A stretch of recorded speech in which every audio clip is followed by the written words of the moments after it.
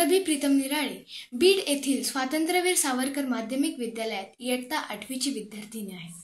गुरुपौर्णिमेच्या निमित्ताने भारतीय शिक्षण प्रसारक संस्था अंबाजोगाईच्या वतीने आयोजित ऑनलाईन व्याख्यानमालेत आपले सहर्ष स्वागत करीत आहे.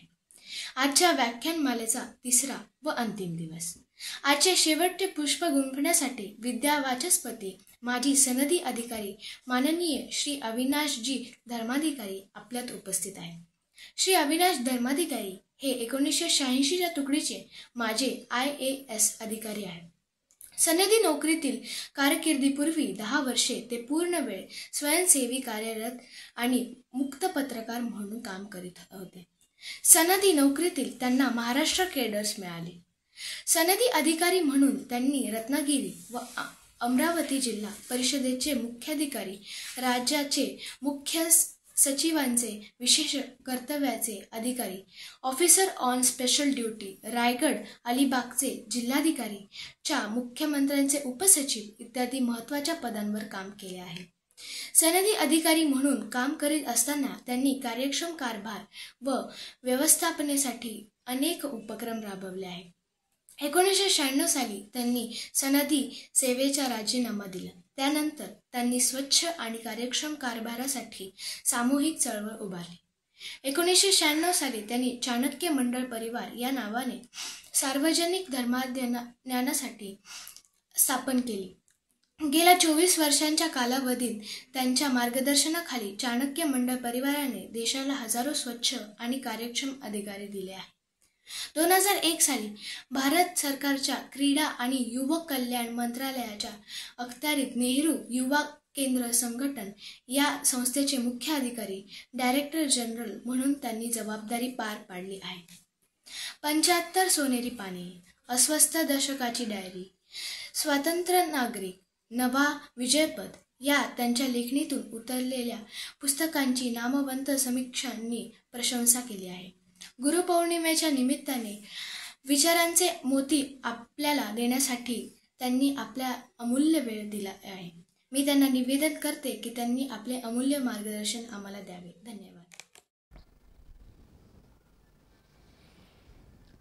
भारतीय शिक्षण प्रसारक संस्था ही जी सर्वार्थाने महान काम करणारी संस्था आणि अर्थातच माझ्या मनामध्ये या संस्थेबद्दल नितांत आदराचं स्थान आहे.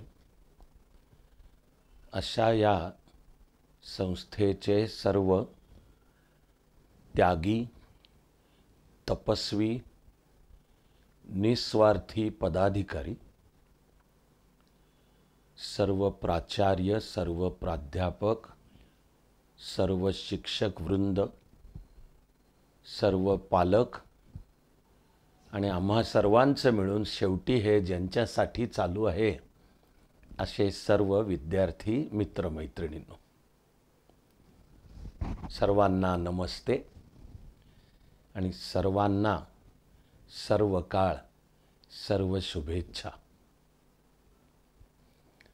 तुम्हाला मी म्हणालो की भारतीय शिक्षण प्रसारक संस्थेबाबत माझ्या मनामध्ये दीर्घकाळ सखोल आदर आहे आणि आजच्या या गुरुपौर्णिमेच्या निमित्त तुमच्याशी बोलण्याची मला संधी मिळणं हा सुद्धा मी एक फार मोठा सन्मान आणि फार मोठी जबाबदारी मानतो. भारतीय शिक्षण प्रसारक संस्थेची सर्व पायाभरणी संघाने जी शिकवण दिली, राष्ट्रविचार आणि अध्यात्म आणि सर्व मूळचे या देशासाठी, भारत मातेसाठी निस्वार्थ आणि त्यागी वृत्तीने काम करायचं असतं, हे संस्कार. त्या संस्कारातून ज्या संस्थेची निर्मिती झाली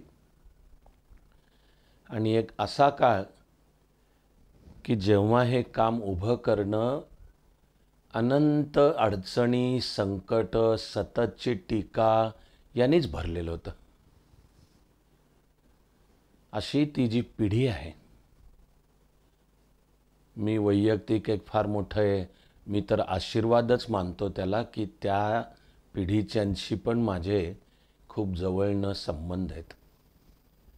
उदाहरणार्थ, यादवराव जोशी अंबाजोगाईमध्ये आले आणि मग रामभाऊ चौसाळकरांशी त्यांच्या झालेल्या चर्चेतून ही कल्पना पुढे आली की आपण देशभक्ती आणि अध्यात्माचं शिक्षण देणारी शाळेपासून सुरुवात करू आणि शिक्षण संस्था उभी करू.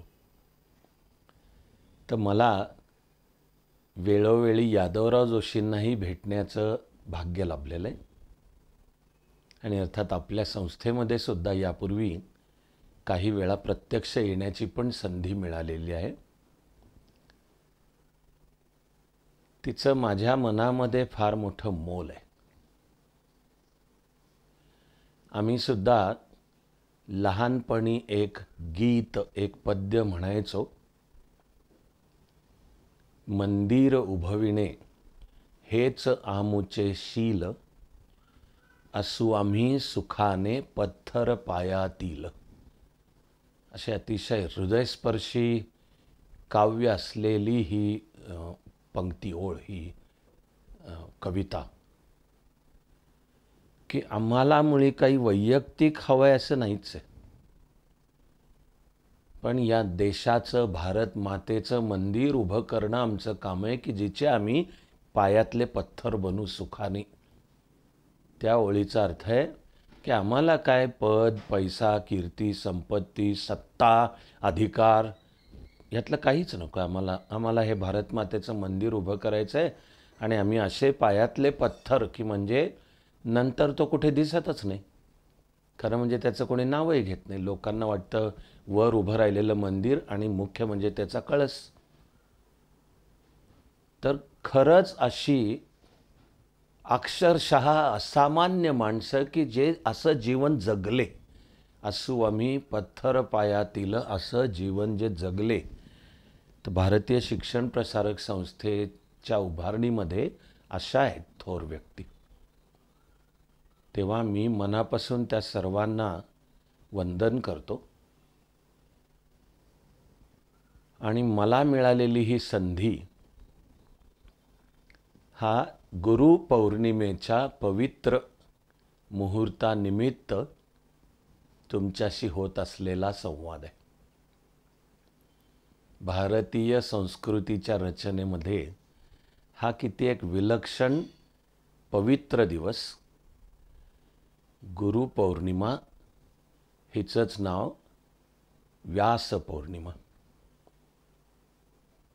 खरंच जगाचा इतिहास, जगातल्या विविध संस्कृती यांचा जर विचार केला तर गुरु याला संस्कृतीच्या आणि तुमच्या माझ्या वैयक्तिक जीवनात सुद्धा एवढं मोठं, एवढं पवित्र स्थान देणारी खरंच दुसरी संस्कृती सापडणं अवघड आहे. पण मुख्य मुद्दा आजच्या तारखेला आहे की आता हा मुद्दा खरा सगळ्या जगाने स्वीकारला पाहिजे.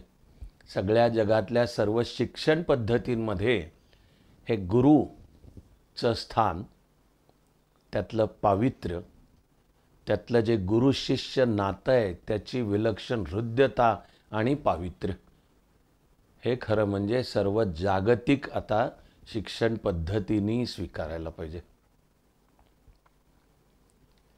भारतीय संस्कृतीने आपल्याला शिकवलं की आपले आई वडीलच आपले पहिले गुरु आहेत. आणि हे मानवी जीवनाचं सत्य आहे सर्व जगासाठी की जन्माला येणाऱ्या प्रत्येक अपत्याचे पहिले गुरु मुळी आई आणि वडील. आणि तुमच्या माझ्या संस्कृतीने क्रमही आखून दिला, हाच क्रम आहे महत्त्वाच्या या क्रमाने की आधी आई, आधी आई. तुम्ही पहा भारतीय संस्कृतीच्या पायामध्ये सुद्धा किती सखोल आणि अगदी आधुनिक भाषेत बोलायचं तर विज्ञाननिष्ठ सुद्धा विचार आहे की आपली सर्वांची पहिली गुरु आपली आईच. म्हणून आपल्या संस्कृतीचं सूत्र आहे मातृदेवो भव. आधी आईला नमस्कार. पहिला नमस्कार कायम आईला. ईश्वर नावाचा कोणी असेल तरी त्याला नमस्कार नंतर, कारण तो सुद्धा ईश्वर जो कोणी आहे तो मुळी पहिला आईमध्येच आहे. म्हणून आहे की पहिला नमस्कार आईला. कुठल्याही कामाला निघायचं आहे, परीक्षेला निघायचं आहे, तरी नमस्कार आईला. आईचा हात पाठीवर पाहिजे. विजयी भव, सुखी भव, जे काय आईला म्हणायचं आहे, आईचा आशीर्वाद. पहिलं आहे मातृदेवो भव. मला आधुनिक विज्ञानाचा अभ्यास करताना सुद्धा जाणवतं की माणसाचा जो देह आहे की जो आपल्याला आईवडिलांमुळे मिळाला, आणि भारतीय संस्कृती शिकवते की माणसाचा जन्म मिळणे हेही मोठं भाग्य आहे. आणि माणसाचा जन्म मिळणे हे मोठं भाग्य आहे, ही मोठी संधी आहे. म्हणून ते भाग्य ज्यांच्यामुळे आपल्याला मिळालं त्या आईवडिलांच्या बद्दल कृतज्ञ असायचं असतं. मातृदेवो भव आणि मग पितृदेवो भव, आणि त्यामध्ये आधी आई. कारण जो आपला देह आहे तो घडवणारी जी प्रत्येक पेशी आहे, त्या पेशीला ऊर्जा देणारा जो घटक आहे त्याचं बायोलॉजीमधलं शास्त्रीय इंग्लिश नाव आहे मायटोकॉन्ड्रिया. की आपल्या शरीराच्या प्रत्येक पेशीला ऊर्जा देणारा हा जो घटक आहे त्याचं नाव मायटोकॉन्ड्रिया. तो मायटोकॉन्ड्रिया आईकडून येतो. खरा त्याचा अर्थ आहे की आई जर आरोग्यपूर्ण असेल, आई जर आनंदी असेल, याचा अर्थ आहे की समाजामध्ये स्त्रीचं स्थान जर समतेचं, सुरक्षेचं, सन्मानाचं आणि स्वातंत्र्याचं असेल, तर जन्माला येणाऱ्या नव्या पिढ्यासुद्धा आनंदी, तेजस्वी, आत्मविश्वास संपन्न अशा येणार आहेत. मला इतकं सगळं त्या मातृदेवो भव सूत्रामध्ये दिसतं की आपली पहिली गुरु आईच. वडील आईच्या नंतर येतात, पितृदेवो भव. आणि मग आहे आचार्य देवो भव, म्हणजे आपल्याला भेटणारे सगळे वेगवेगळे शिक्षक ज्यांच्यापासून आपण काही शिकतो. संस्कृतीच्या आणि शिक्षणाच्या विचारामध्ये गुरुचं हे अनमोल स्थान हे आपल्या देशाला, आपल्या संस्कृतीचं अत्यंत सखोल आणि विज्ञाननिष्ठ असं आकलन आहे. आपण म्हणतो गुरुविण कोण दाखविल वाट. आपण म्हणतो कुठल्याही कामाला सुरुवात करायची ते पहिलं वंदन गुरुर ब्रह्मा गुरुर विष्णू गुरुर्देवो महेश्वरः गुरु साक्षात परब्रह्म तस्मै श्री गुरवे नमः. की तो गुरु हाच काय, तो ब्रह्मा विष्णू महेश आहे. जे काही विश्वाचं मूळचं चैतन्य सत्य म्हणायचं तो परब्रह्मसुद्धा तो गुरुच आहे. म्हणून गुरुला वंदन. कामाला जी सुरुवात करायची ती गुरुला वंदन.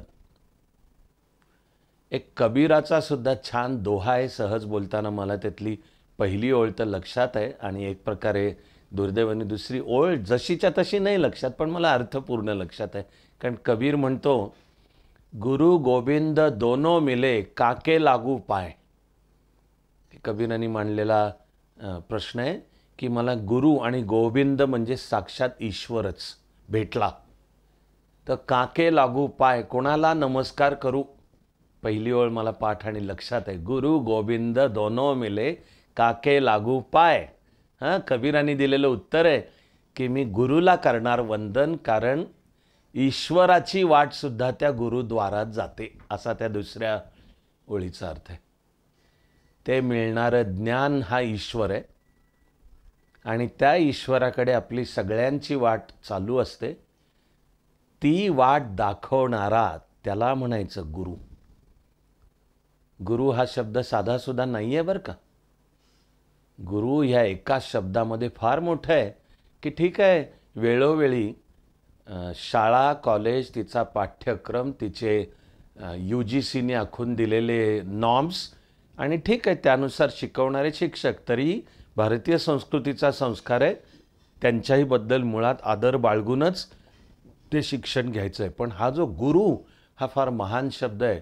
त्याचा अर्थ आहे जो जीवनाची, ज्ञानाची, ईश्वराची वाट दाखवतो, जो आपल्याला आपल्यातल्या ज्ञान आणि ईश्वराची जाणीव करून देतो, स्वची ओळख, नॉलेज ऑफ द सेल्फ, त्याला म्हणायचं गुरु. एवढं पवित्र, एवढं मोठं स्थान. आणि तीच आहे व्यास पौर्णिमा, की भारतीय संस्कृतीने मानलं की आद्य गुरु महर्षी व्यास. गुरुचं स्मरण करताना कान पकडायची पद्धत असते, कधी असे दोन्ही किंवा कधी गुरुचं स्मरण करताना सहज एक कान. तसं महर्षी व्यास. आत्ता, आणि हे नवं नाही आहे, मी म्हणतोय की गेली 200पेक्षा जास्ती वर्ष एक प्रक्रिया चालू आहे, ती म्हणजे नेम धरून भारतीय संस्कृतीवर हल्ले चढवायचे. ज्यांचा एजेंडा ठरलेला आहे की ही मोडून काढायचे, त्यांचा काही एजेंडा आहे त्यानुसार. त्यामुळे ते काही वेळा वरकरणी अभ्यास केल्यासारखं दाखवत, खरा त्यांचा हेतू भारतीय संस्कृतीच मोडून तोडून टाकणे. भारतीय माणसांच्या मनामध्ये तुम्ही कसे बावळट आहात, तुम्ही कसे मूर्ख आहात, तुमची संस्कृती सगळी कशी चुकीची आहे, ती सगळी कशी भाकड कथांनी भरलेली आहे, ती कशी विज्ञानाशी विसंगत आहे, सगळं सांगून पुढे हे सांगणाऱ्यांचा जो एजेंडा आहे त्यानुसार काहीतरी तुमच्यात बदल झाले पाहिजेत असं प्रयत्न करणारे ते सर्व भारतीय विचारावर नेम धरून हल्ला करतात. त्यांचा हल्ला करण्याचं एक महत्त्वाचं साधन ही तुमच्या माझ्या देशातली जाती व्यवस्था. आणि जेवढा जमेल तेवढा त्या जाती व्यवस्थेचा मग वापर करून कसा हा देश, ही संस्कृती, त्याची एकात्मता कशी तोडता येईल यासाठीचा विचार. मी आत्ता का हा मुद्दा म्हणतोय, तर तथाकथित वर्ण किंवा जाती व्यवस्थेनुसार जर पाहायचं झालं की महर्षी व्यास म्हणजे कोण. पहा तुम्ही की जसे ही भारतीय संस्कृती शिकवते की महर्षी वाल्मिकी हे आद्य कवी, असा शब्द आहे त्यांच्याकरता. रामायणाची रचना करणारे महर्षी वाल्मिकी आद्य कवी. आणि महर्षी वाल्मिकी कोण, आणि कोण म्हणजे ना इलाज म्हणून हे जे सतत भारतीय संस्कृतीवर हल्ले चढवत आहेत त्यांच्याकरता विचारायचं तर की महर्षी वाल्मिकीची जात काय. तर देशामध्ये रुळलेल्या कथेनुसार तर हा वाल्या कोळी हा दरोडेखोरपण आहे. तो वाल्या कोळी म्हणजे तथाकथित उच्चवर्णीय नाही, पण नारद मुनींच्या भेटीनंतर त्या वाल्या कोळ्यामध्ये बदल झाले. नारद मुनींनी त्याला जो दरोडे करत होता आणि माणसांची मुंडके उडवत होता आणि उडवलेल्या मुंडक्या गणित रांजणामध्ये एक एक खडा टाकत होता, असे त्याचे 7 रांजण भरलेले होते. पण नारद मुनींच्या भेटीनंतर त्या वाल्या कोळ्यातलाही माणूस जागा झाला. त्या वाल्या कोळ्याची सदसद विवेकबुद्धी जागी झाली आणि आपल्या हातून घडलेल्या ह्या प्रचंड अपराधांच्यामुळे आता मी त्यातनं सुटका करायला काय करू, तर नारद मुनींनी सांगितलं प्रभू श्रीरामाचं नाव घे. ते प्रभू श्रीरामाचं नाव घेता घेता वाल्या कोळ्याचा झाला वाल्मिकी. त्यांनी केलं रामायणाची रचना आणि आपण त्या महर्षी वाल्मिकींना भारतीय संस्कृतीचे आद्य कवी म्हणतो. कुठे आला ह्याच्यात जातीपाती किंवा वर्णव्यवस्था किंवा म्हणे तथाकथित उच्चवर्णीय. हे ज्यांचा हा देश, ही संस्कृती फोडण्याचा एजेंडा त्यांचा कार्यक्रम आहे खरं म्हणजे. म्हणून संवाद गुरुपौर्णिमेनिमित्त असला तरी मला आठवण करून द्यावीशी वाटते की व्यासमुनींचा जन्म पराशर मुनी आणि कोळ्याची कन्या सत्यवती, कोळी यांच्या संबंधातून व्यासमुनींचा जन्म आहे. आणि अगदी खरं म्हणाल तर हा संबंधसुद्धा काय बुवा रीतसर आधी लग्न लागलं वगैरे नाही आहे. पराशर मुनींना त्या कोळ्याची मुलगी असलेल्या सत्यवतीचं सौंदर्य इतकं भिडलं की त्यांनी तिच्याकडे मागणी केली. कथा मूळची तुम्हाला जमेल तेव्हा ऐका मूळची, पण त्यातून व्यासमुनींचा जन्म आहे. म्हणजे वर्तमान काळानुसार आता नाईलाज म्हणून जर विचारायचं झालं की ज्यांना वाटतंय की फार वर्ण जाती व्यवस्था, मग व्यासमुनीची जात काय. पण त्या व्यासमुनीला आपण महर्षी व्यास आणि गुरुपौर्णिमा ते गुरु आणि त्यानिमित्त ही पौर्णिमा त्यांना वंदन. कारण जन्मानी हा व्यास कोणीही असला काहीही असला त्यांनी ते उच्चनीच मुळात नाही, पण तपश्चर्या करून ज्या व्यासमुनींनी एक अशी असामान्य उंची गाठली की भारतीय संस्कृतीचा मूळचा पाया असलेले वेद, तर आपली एक धारणा आहे की व्यासमुनींनी हे वेद एकत्र केले आणि त्यांची संहिता तयार केली. याच व्यासमुनींनी तो वेदांमधला विचार लोकांना संक्षिप्तरित्या समजावा म्हणून सूत्र मांडली. त्यांचं नाव आहे ब्रह्मसूत्र. आणि याच व्यासमुनींनी 18 पुराणांची पण रचना केली. आणि मी अंतिमता म्हणेन की सगळ्यात मुख्य म्हणजे महाभारताची रचना केलेले व्यासमुनी, की ज्या महाभारतामध्ये सर्व जगानी आदर्श मानावा, विश्वग्रंथ मानावा अशी भगवद्गीता त्या महाभारतामध्ये, ह्याचे कवी व्यासमुनी. आणि जणू आपण त्यांचं स्मरण म्हणून गुरुपौर्णिमेनिमित्त आपण आपापल्या जीवनातल्या गुरूंना वंदन करतो. ती व्यासपौर्णिमा. आजही कोणताही सार्वजनिक कार्यक्रम असला तरी तो कार्यक्रम जिथून होतो, अध्यक्ष, उपाध्यक्ष, वक्ते, प्रमुख पाहुणे जिथे बसलेले असतात, खरा त्याला शब्द आहे व्यासपीठ. मी सार्वजनिक जीवनात पाहतोय की काही जण मंच असा त्याचा उल्लेख करतात आणि दुर्दैवाने काही जण तर अर्थ न समजता माझ्या कानाने ऐकायचं माझ्यावर वेळ आली आहे ते म्हणजे मंचक. मंचक म्हणजे पलंग, झोपण्याचा पलंग. पण कार्यक्रमात मी काही जणांना हाही उल्लेख करताना पहिले मंचकावर यावे, आता अध्यक्षांनी मंचकावर यावे. पण मंच हा जर शब्द पाहिला तर तो की तिथनं जर नाटक सादर होणार असेल तर तो मंच किंवा रंगमंच आहे. पण सार्वजनिक कार्यक्रम विशेषतः जो ज्ञानाला वाहिलेला आहे तर आपला त्याला भारतीय शब्द आहे व्यासपीठ, की जणू पवित्र कल्पना काय आहे की हे व्यासमुनींचं आसन आहे म्हणून व्यासपीठ असं आपण उल्लेख. तुम्ही कल्पना करा की समजा मला प्रत्यक्ष अंबेजोगाईला कार्यक्रमात यायची संधी मिळाली आणि आम्ही सगळे असे व्यासपीठावर बसतात, त्यालाही मी तुमच्याशी बोलताना मी सुरुवात करेन व्यासपीठ असा उल्लेख करून. तो व्यासमुनींचा संदर्भ येतो. अशी ती गुरुपौर्णिमा.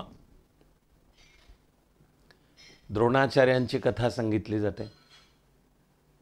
ठरवून सुद्धा त्याचा एक उलटा जो मूळच्या महाभारतात नाही तोही अर्थ आपल्याला सांगितला जातो की निषाद राजपुत्र असलेला एकलव्य द्रोणाचार्यांकडे विद्या मागायला आला, धनुर्विद्या.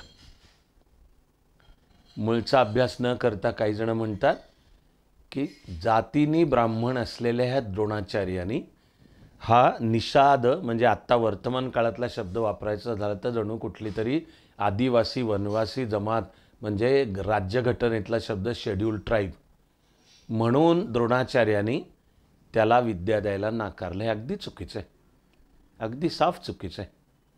गुरुकडे ज्ञान घेताना गुरु शिष्याची पात्रता पाहतो, जन्म तथाकथित वर्ण जात पाहत नाही. तो पाहणारा गुरुसुद्धा खरा गुरु नव्हे. आणि महाभारतातल्याही द्रोणाचार्यांनी एकलव्याला नकार दिलाय त्याचा जातीपातींशी नाही संबंध.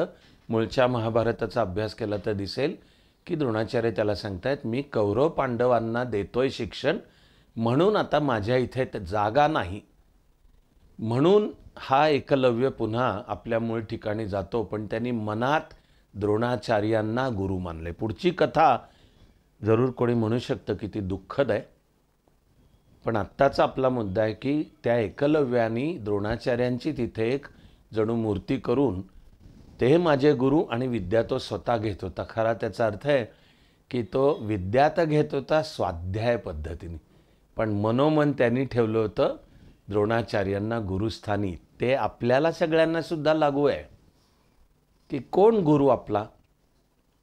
याचं पहिलं तर एकदम सोपं उत्तर आहे की आपण मनातून ज्याला म्हणू, ज्याला जिला म्हणजे व्यक्ती, ती व्यक्ती आपला गुरु.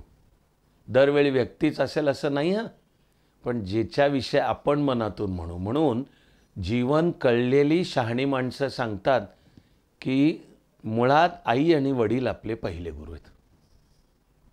मग यानंतर कोण रे तुझे गुरु? तर खरंच कोणी म्हणू शकतो की कोणाचा गुरु भाऊ असतो. ज्ञानोबा माऊली, नुकतीच वारीसुद्धा झाली पूर्ण. तर ज्ञानोबा माऊलीचे गुरु थोरला भाऊ आहे निवृत्तीनाथ, भाऊ गुरु असू शकतो.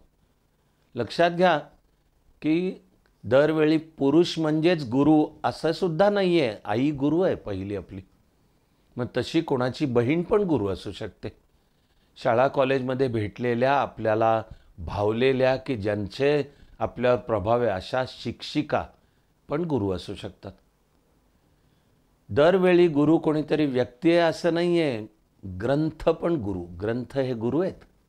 पुस्तक वाचन आणि त्यातून आपल्याला भावलेला कोणताही ग्रंथ, जसं की जर भगवद्गीतेचा अभ्यास केला आणि प्राचीन काळापासून ते आधुनिक काळामध्ये विवेकानंद, लोकमान्य टिळक, महात्मा गांधीजी हे सर्वजण भगवद्गीतेला गुरु मानत असत.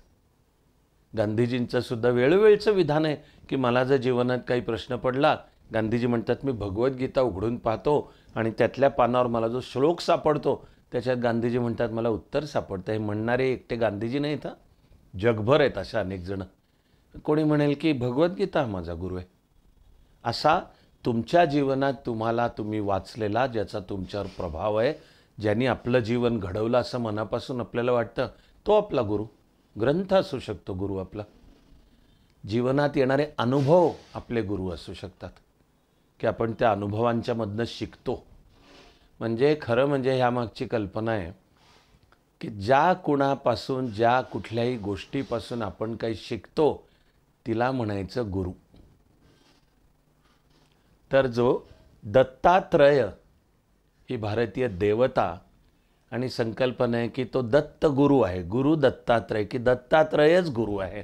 हां, की त्या एका दत्तात्रयामध्ये जणू ब्रह्मा विष्णू महेश आहेत.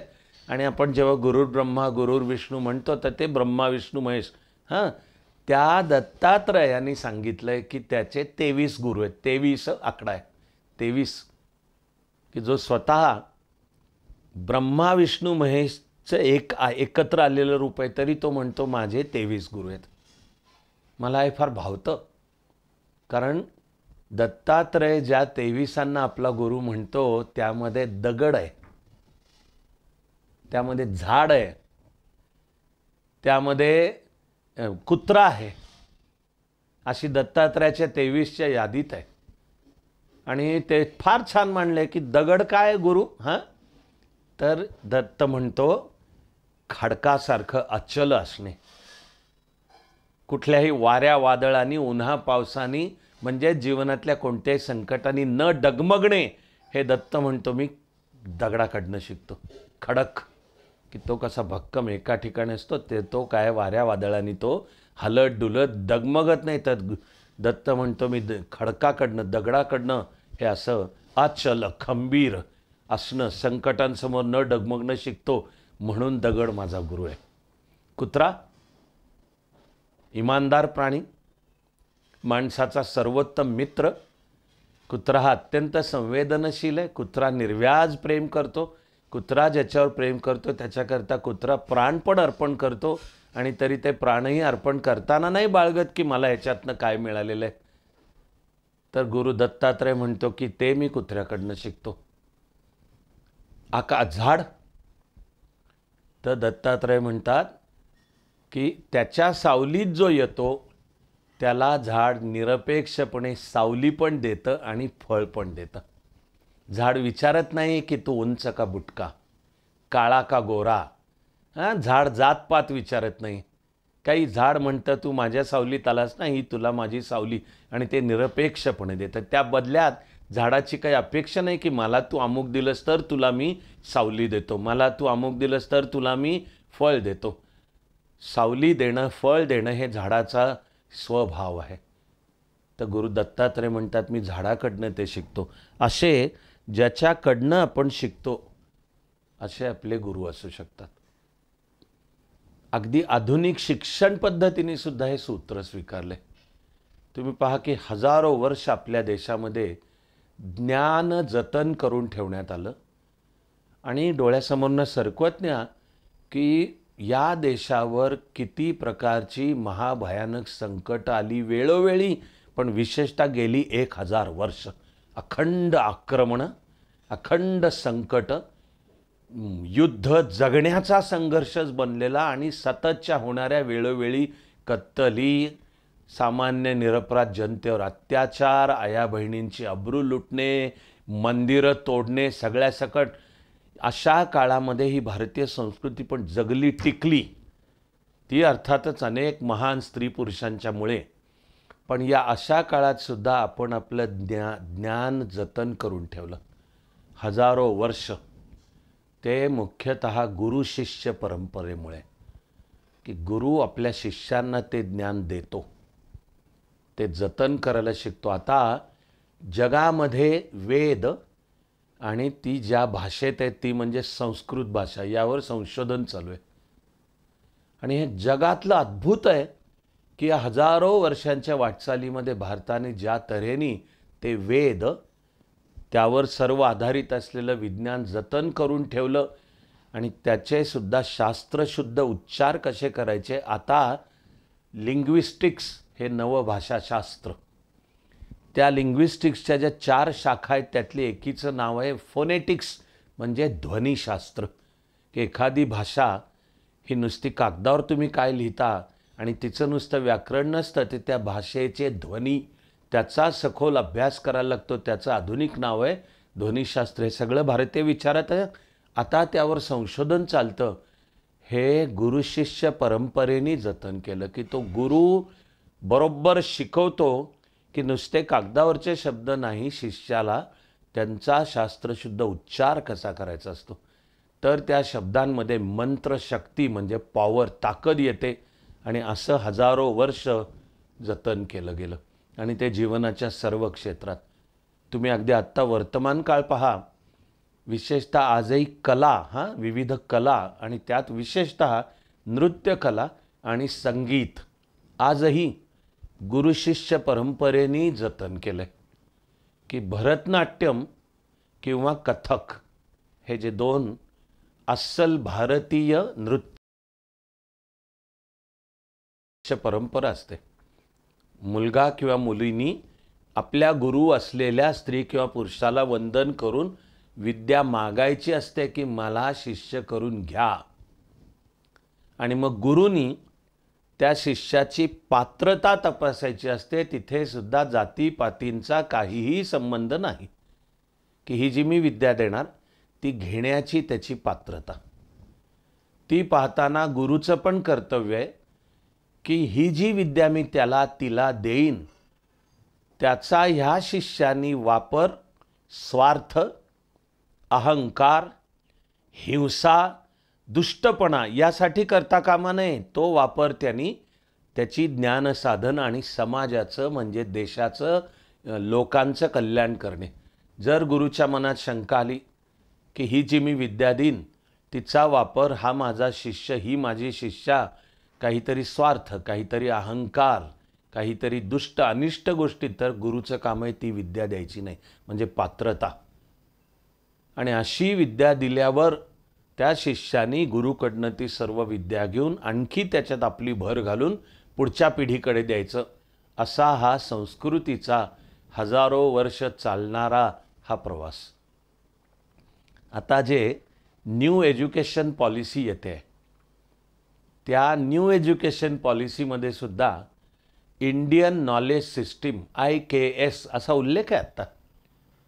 तर शेवटी ती इंडियन नॉलेज सिस्टीमचा सुद्धा गाभा काय आहे, तो गाभा गुरु शिष्य नातं हे आहे. आणि तिच्याद्वारा विद्या नव्या पिढीकडे देणे. आणि असा एक एक चांगला गुरु समाजावर, देशावर केवढं मोठं कल्याण करतो. माझं मन नेहमी भरून येतं बाबासाहेब आंबेडकरांची आठवण झाली तरी असं सांगतं, माझं मन भरून येतं. दुर्दैवानी हा जो जातीभेद, जाती व्यवस्थेचा शाप तुमच्या माझ्या देशाला, संस्कृतीला लागला, त्याचे चटके तुमच्या माझ्या ज्या बांधवांना सोसावे लागले, त्यातले एक महामानव आणि ज्ञानसूर्य म्हणजे बाबासाहेब आंबेडकर.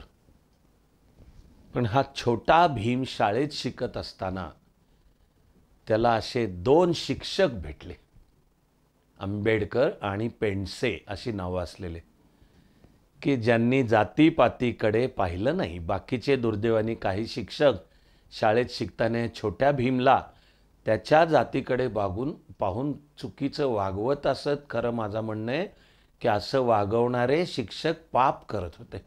असं वागवणारे शिक्षक त्यांचा शिक्षक म्हणून धर्म पाळत नव्हते.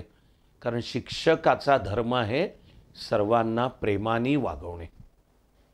पण दुर्दैवच म्हटलं पाहिजे की हा शाळेत शिकताना छोट्या भीमच्या वाट्याला जे अनेक शिक्षक आले ते काही वेळा त्याच्या जातीकडे पाहून अयोग्य वागले. पण हे 2 शिक्षक असे भेटले की ज्यांनी त्या छोट्या भीममधली तेजस्वी बुद्धी ओळखली. मायेने त्याला पोटाशी धरलं, मायेने त्याच्या केसातून हात फिरवले. हे 2 शिक्षक काही पैशाने फार श्रीमंत होते असं नाही आहे, पण या भीमला त्यांनी आपल्या घरी नेलं.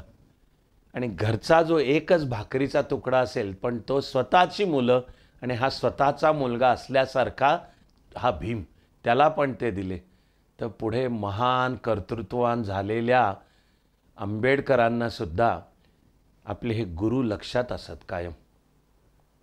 बाबासाहेब आंबेडकरांचे एक सहकारी ज्यांनी त्यांचं सर्वात उत्तम आदर्श चरित्र लिहून ठेवले असे धनंजय कीर यांनी आंबेडकर चरित्रात उल्लेख केला आहे की आपल्या ह्या 2 शिक्षकांचा उल्लेख निघाला तरी आंबेडकरांच्या डोळ्यात अश्रू येत असत आणि गळा दाटून येत असे.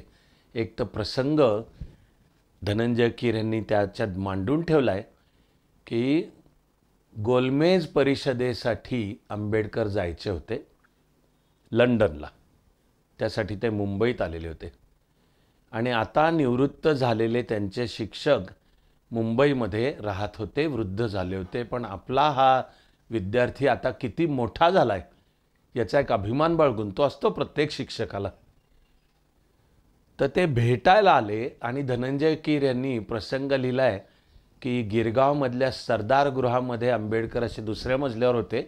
एक कार्यकर्ता पळत पळत आला आणि त्यांनी सांगितलं की खाली ते शिक्षक आलेले आहेत. तर धनंजय कीर यांनी लिहिलं आहे की नुसतं ऐकून आंबेडकरांचा गळा दाटून आला, डोळ्यात अश्रू आले. त्यांनी जे चालू होती मीटिंग, बैठक ती थांबवली आणि आंबेडकर खाली उतरले आपल्या गुरुला भेटायला. की एका गुरुचं स्थान किती मोठं आहे. आणि जेव्हा जेव्हा मी आंबेडकर चरित्र वाचतो, अभ्यास करतो, तुम्ही चरित्र वाचतो, अभ्यास करतो तर सोडा, जेव्हा विचार आत्तासुद्धा तुमच्याशी बोलताना मी सांगतो माझं मन भरून येतं माझं. आणि चांगला गुरु विद्यार्थ्याला, शिष्याला सुद्धा घडवतो आणि तो देशाचं, समाजाचं सुद्धा किती मोठं कल्याण करून जातो हे आपल्याला यातून दिसतं.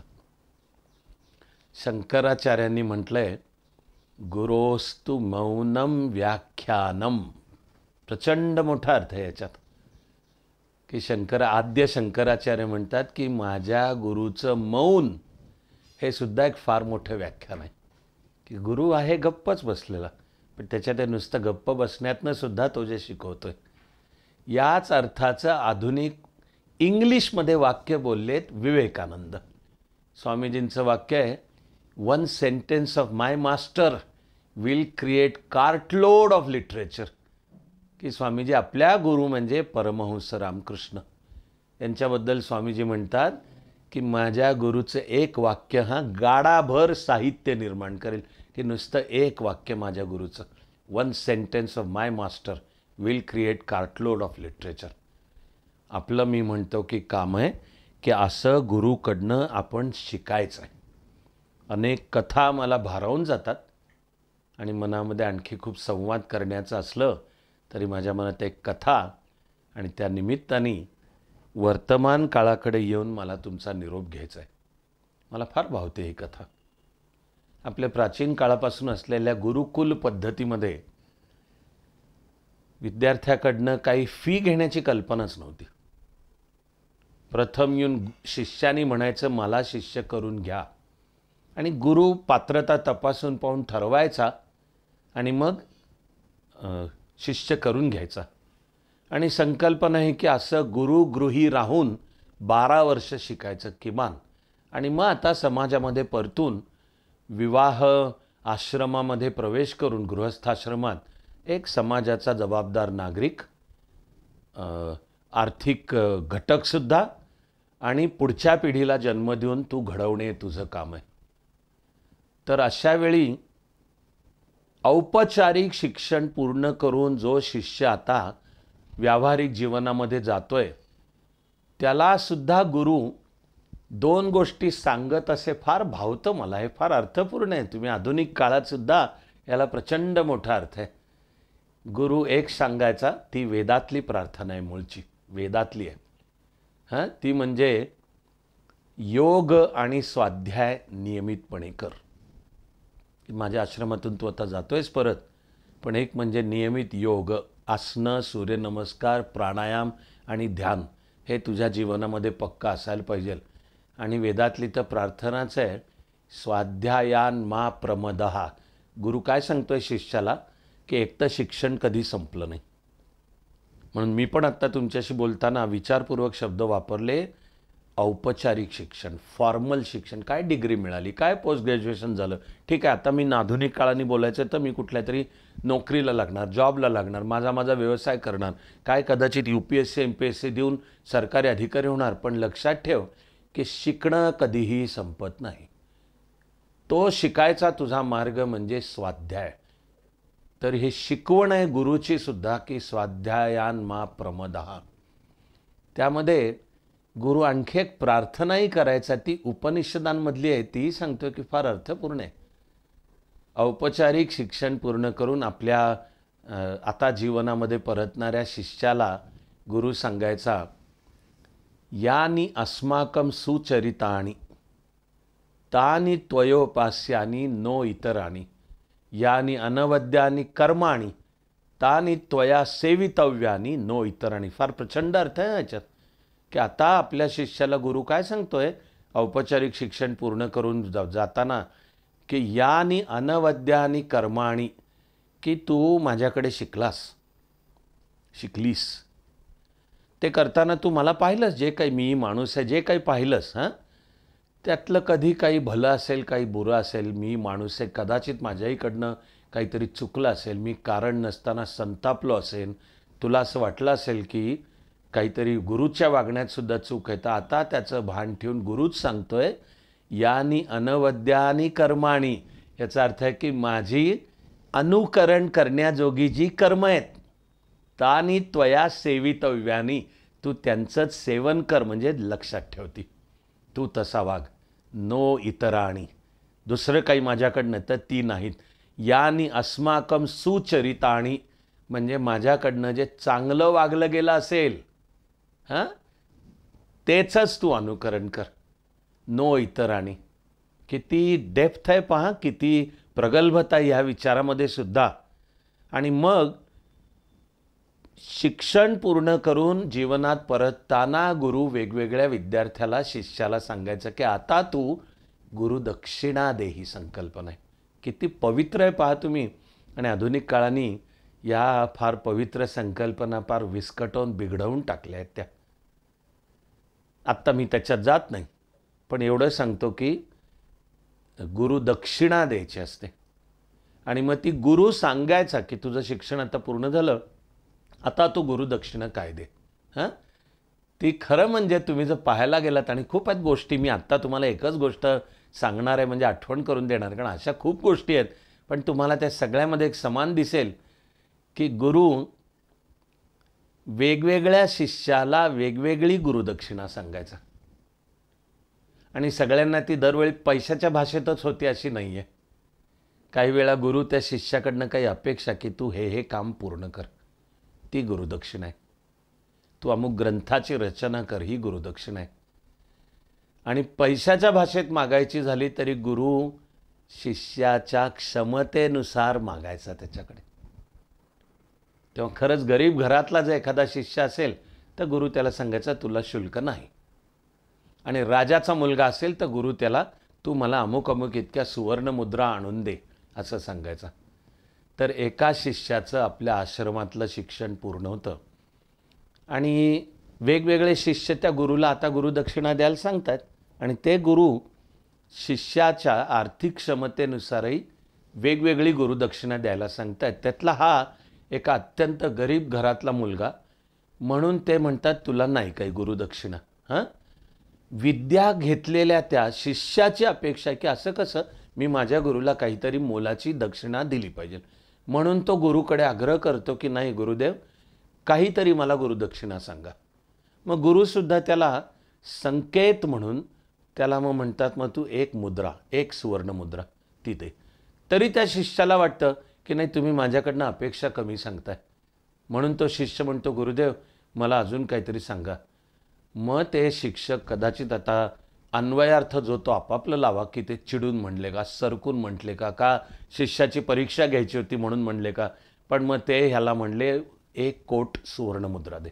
की ठीक आहे तुला एवढं हवंच आहे ना, 1 कोट सुवर्ण मुद्रा दे. आणि त्या शिष्याने गुरुला वंदन केलं आणि सांगितलं ही तुम्ही सांगितलेली गुरुदक्षिणा मी पूर्ण करतो. तो शिष्य होता गरीब अत्यंत, आता काय करणार. तर राजा होता रघु राजा, प्रभू श्रीरामाच्या वंशातला रघु राजा. आणि मग राज्यातल्या कोणाही नागरिकाला काही अडचण आली तर पाठीशी ही शासन ही संस्था. म्हणून तो गेला रघुराजाकडे आणि रघुराजाला म्हणला की मला माझ्या गुरुनी 1 कोट सुवर्ण मुद्रा द्यायला सांगितल्या आहेत, मी तर गरीब आहे तर कुठून देऊ.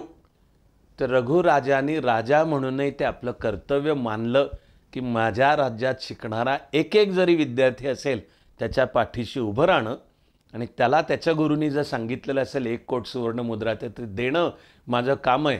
म्हणून रघुराजांनी आपल्या कारभाऱ्यांना बोलवलं आणि सांगितलं की खजिन्यात किती पैसा आहे सांगा. तो त्याचा हिशोब तयार होता. त्यामुळे कारभारी रघुराजाचा जो फायनान्स मिनिस्टर असेल अर्थमंत्री त्याने सांगितलं की एवढा पैसा नाहीच आहे, एवढा आपल्या अख्खा सगळी तिजोरी ह्याच्याकरता रिकामी केली तरी एवढा पैसा आपल्याला नाही आहे.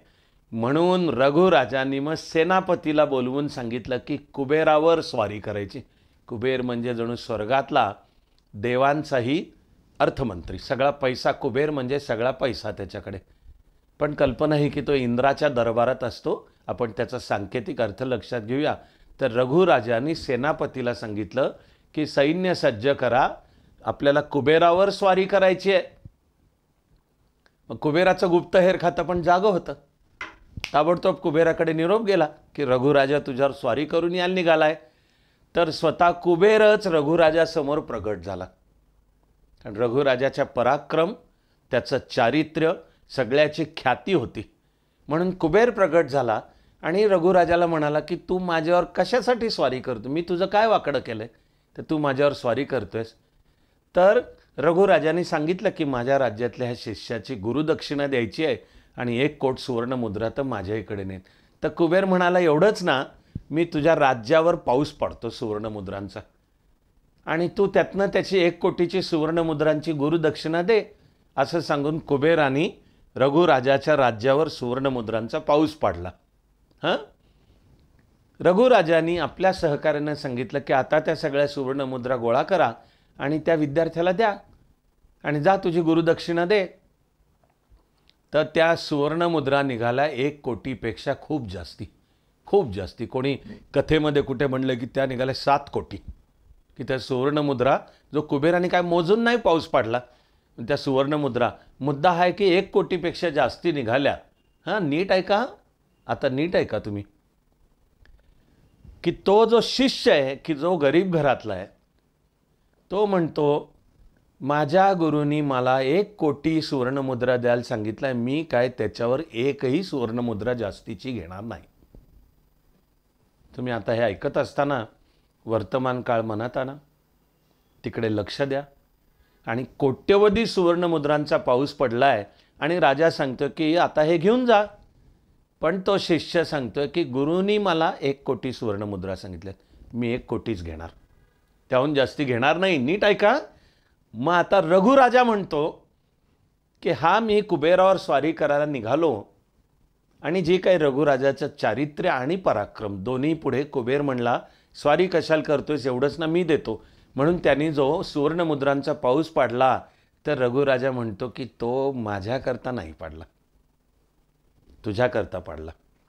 म्हणून त्या ज्या वरच्या सुवर्णमुद्रा आहेत, तर रघुराजा म्हणतो त्या मी पण घेणार नाही, कारण मी त्याचा मालक नाही, मी पण घेणार नाही. आता झाला पेच तयार. म्हणून ठरलं की मग कुबेराला सांगावं, तू घेऊन जा, आमच्या नाही आहेत या, तू घेऊन जा. तर त्यावर कुबेर पण म्हणतो की मी एकदा तो पाऊस पाडला, आता ती संपत्ती माझी नाही. तुम्ही मित्र खरंच आत्ता बोलताना माझ्या अंगावर काटा येतोय, तुमच्या येतोय का? तुम्ही विचार करा की चारित्र्य काय चीज आहे. मला या गोष्टीमध्ये दिसतं चारित्र्य काय चीज आहे, की तो शिष्य जो गरीबच आहे, की ज्याला एक सुवर्णमुद्रासुद्धा परवडत नाही, पण सुवर्णमुद्रांचा पाऊस पडल्यावरही तो म्हणतो की मला गुरूंनी जेवढी सांगितले तेवढीच, त्याच्यावर मी एकही सुवर्णमुद्रा. शिष्य नाही म्हणत की माझ्याचसाठी पाडला ना पाऊस, मग जातो ना घेऊन, मग दाबतो ना हा पैसा, खातो ना आणखीन पैसे, करतो ना भ्रष्टाचार, होऊ दे ना त्या नादात देशाचं वाटोळं.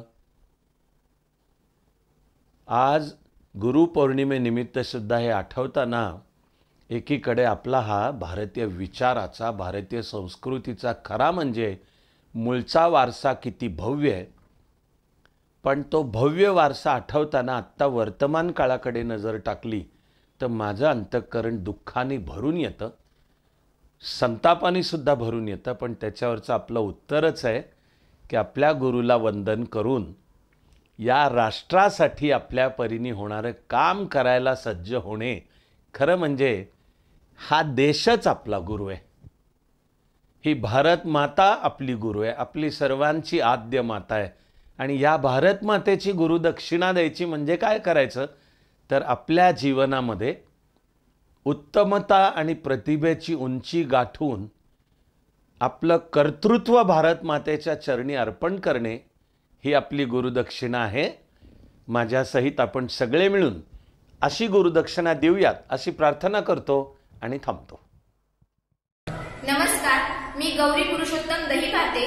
मी आर्य चाणक्य माध्यमिक विद्यामंदिर पैठण या शाळेत शिकते. भारतीय शिक्षण प्रसारक संस्था आयोजित गुरुपौर्णिमा ऑनलाईन व्याख्यानमालेत तिसरे पुष्प सादर करून माला पूर्ण करण्यासाठी आज माजी सनदी अधिकारी माननीय श्री अविनाशजी धर्माधिकारी हे उपस्थित होते. आपल्या ओघवत्यावाने त्यांनी आम्हाला अगदी मंत्रमुग्ध केले. आपला अमूल्य वेळ आम्हाला दिल्याबद्दल मी भारतीय शिक्षण प्रसारक संस्था अंबाजोगाई यांच्या वतीने त्यांचे शतशः आभार मानते.